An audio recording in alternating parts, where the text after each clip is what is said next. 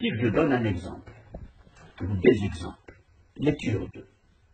Les Kurdes sont un grand peuple, fragmenté, dispersé entre 7 souverainetés politiques différentes, et toutes jalouses de s'annexer et de dominer les fragments du peuple kurde tels que nous le voyons aujourd'hui sur la carte.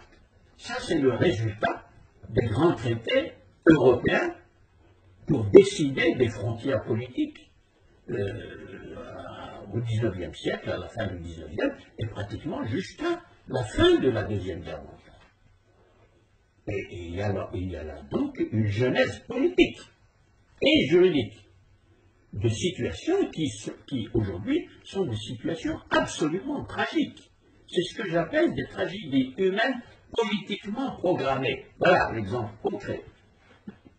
Si nous regardons au Maghreb, nous avons une situation qui n'est pas aussi tragique que celle des Kurdes, parce que le peuple maghrébin, le vaste peuple maghrébin, de Benghazi, la frontière égypto-libyenne, jusqu'au Maroc, et de la Méditerranée jusqu'au Niger, c'est un immense espace.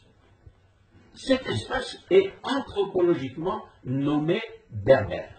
Le mot ne convient plus aujourd'hui parce que les intéressés le rejettent. C'est un mot qui a été donné à ce peuple au temps des Romains.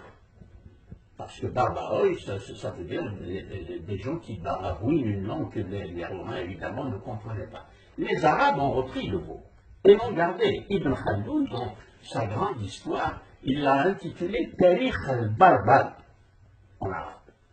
Histoire des Berbères. Ibn Khaldoun. 14e siècle, il est mort en 1406. Donc il y a là quand même une réalité anthropologique, culturelle, historique, extrêmement importante. Et non, nous allons l'effacer. On n'en parle pas du tout. À l'école, par exemple, on n'en parlera pas. Silence absolu. Alors qu'il y a des millions de citoyens algériens et marocains, moins en Tunisie, pour des raisons historiques, quelques-uns en Libye encore aujourd'hui, dans le Djebel Nafoussa, et bien tout ça, on va l'effacer. Et on va l'effacer dans cette période de libération, après les libérations. Et ça donne la situation que nous vivons, c'est-à-dire des frustrations, des fragmentations, et la difficulté quand même de constituer une plateforme commune et solide, effectivement, pour construire la nation.